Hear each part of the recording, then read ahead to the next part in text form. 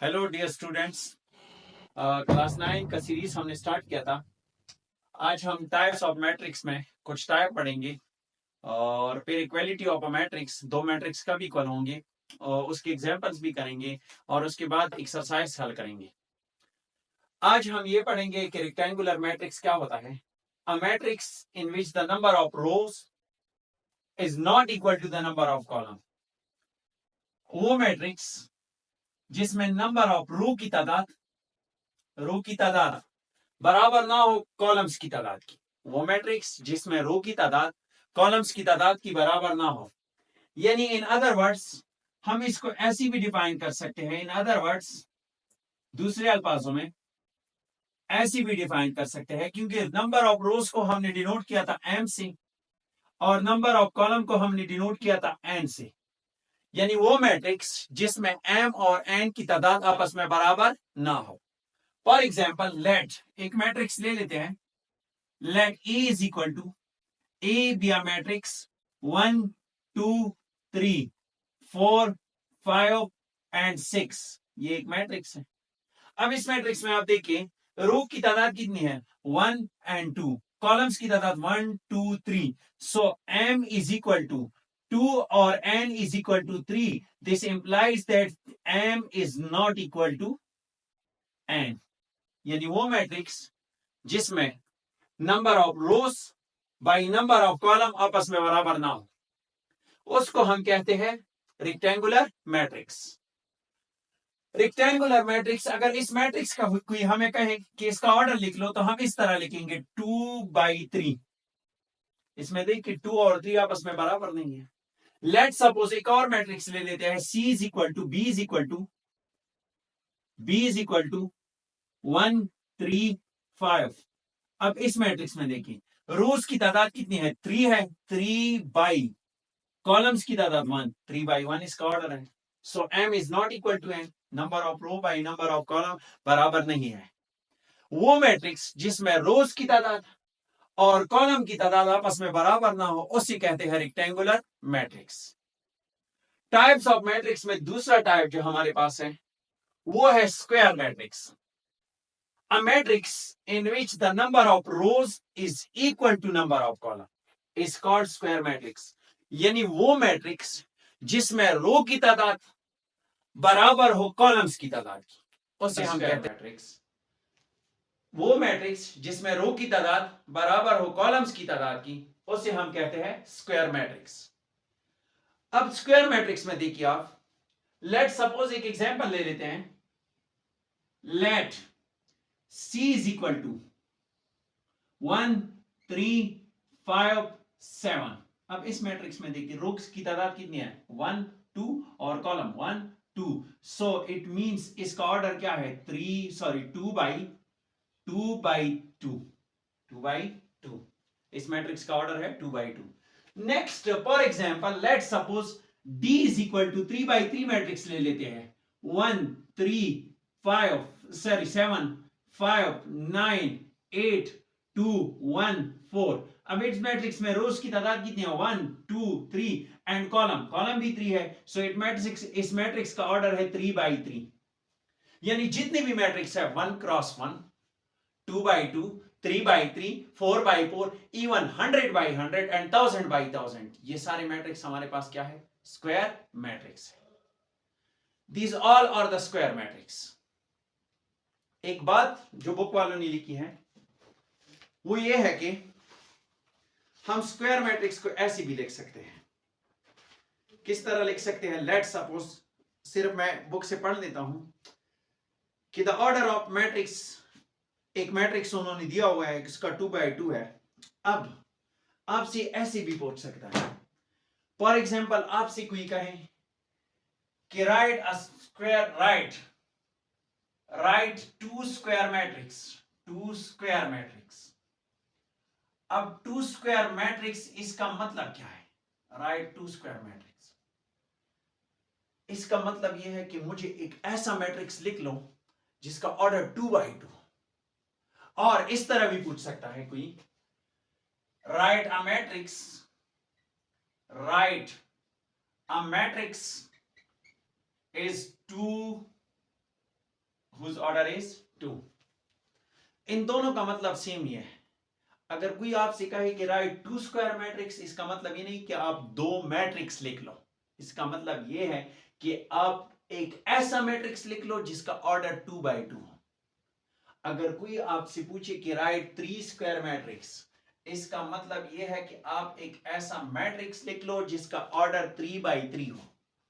अगर कोई आपसे पूछे राइट 4 स्क्वायर मैट्रिक्स, आप एक ऐसा मैट्रिक्स लिख लो जिसका ऑर्डर 4/4 हो। सिमिलरली अगर कोई आपसे पूछे write a matrix of order 2 whose order is 2, तो इसका मतलब यह है कि एक ऐसा मैट्रिक्स लिख लो जिसका ऑर्डर 2/2 हो। स्क्वायर के लिए हम डायरेक्ट भी इस्तेमाल कर सकते हैं। ये जुमला, ये सेंटेंस बुक वालों ने लिखी है कि आपसे कभी कभार कोई ये भी पूछ सकता है कि write a matrix whose order is 2 और write 2 square matrix, write n square matrix. इसका मतलब यह है कि आप एक ऐसा मैट्रिक्स लिख लो जिसका ऑर्डर n/n हो। एग्जाम्पल्स की तरफ आते हैं। राइट 3 स्क्वायर मैट्रिक्स और write a matrix whose order is 3। ये दोनों जुमले, ये दोनों सेंटेंस एक जैसे हैं। सो इसका एग्जाम्पल दे देते हैं। For example let d is equal to, एक मैट्रिक्स लिया हमने -1 3 -7 9 2 4 1 6 8।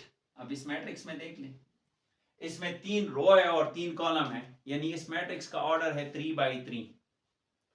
सो ये बात याद रखें, अगर कभी आपसे कोई पूछ ले कि right 2 square matrix, right 3 square matrix, इसका मतलब यह है कि आपने एक ऐसा मैट्रिक्स लिखना है, एक ऐसा स्क्वायर मैट्रिक्स लिखना है जिसका ऑर्डर 2/2 हो, जिसका ऑर्डर 3/3 हो। यानी अगर आपसे कोई पूछे राइट n स्क्वायर मैट्रिक्स, इसका मतलब यह है कि आपने एक ऐसा मैट्रिक्स लिखना है जिसका ऑर्डर n/n हो। आते हैं नेक्स्ट टॉपिक की तरफ, equality of to matrices. Equality of to matrices. अब इक्वालिटी ऑफ टू मैट्रिसेस, इसका मतलब क्या है? फॉर एग्जाम्पल अगर कोई आपसे पूछे, लेट सपोज कि 2 रियल नंबर में किस चीज के बराबर है, तो आप यही जवाब दोगे कि 2 2 के बराबर है। 3 रियल नंबर में किस चीज के बराबर है, तो आप यही जवाब दोगे कि 3 is equal to 3 in a real number. x is equal to x in variables. So two matrices are said to be equal. दो matrices equal कम होंगे, उसके लिए कुछ शराइत है। सिर्फ 2 स्टेप्स है, वो स्टेप्स आपने तय करने होंगे। Equality of to matrices,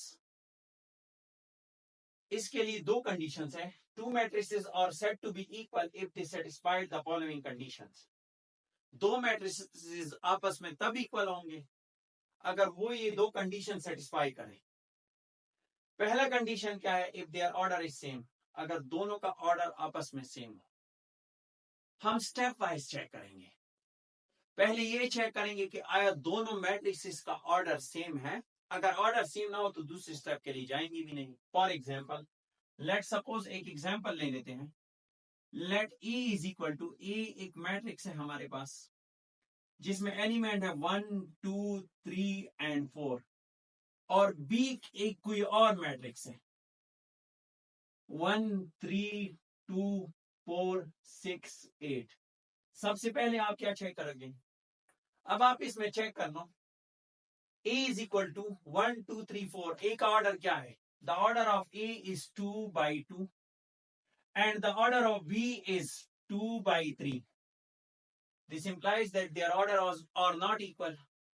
This means that these two matrices are not equal. इसका मतलब यह है कि ये दो मैट्रिक्स आपस में इक्वल नहीं है। अगर दोनों मैट्रिसेस का ऑर्डर सेम हो, if the order of their matrices is same, अगर दोनों मैट्रिसेस का ऑर्डर सेम हो, for example let A be a matrix with elements 1 -1 2 and 6 and B be a matrix with elements 1 -2 + 1 1 + 1 3 multiplied by 2।